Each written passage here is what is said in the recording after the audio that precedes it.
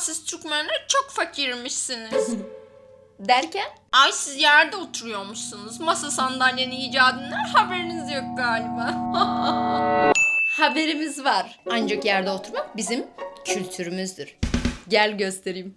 Bu erkeklerin oturma şekli. Bu kadınların oturma şekli. Bu benim küçük kardeşimin oturma şekli. Bu genelde orta yaşlı ve yaşlıların oturma şekli. Bu en sevilen filmin en heyecanlı kısmını izleme şekli. Bu da bizim ders çalışma şeklimiz. Bu Sizi boşuna mı doğurdum, bu saatten sonra hiçbir işe elimi sürmem diyen annelerin oturma şekli. Bu da biri iş yaparken yanından gelip burun sokma şekli. Bu depresyondayken oturma şeklimiz. Bu sandalyede oturulması gereken şekil ama bu da benim sandalyede otomatik oturma şeklim. Ne kadar istesem de güncellenemez. Bu da üzerinde oturduğumuz şey. Adı körpeçe. %100 pamuk. Körpeçe yoksa halının üzerine otururuz. Halı da ipek ya da yün. Şimdi söyle bakalım, masa sandalye için o kadar ağacın veya doğadaki diğer şeylerin atladığımız gerek var mıymış?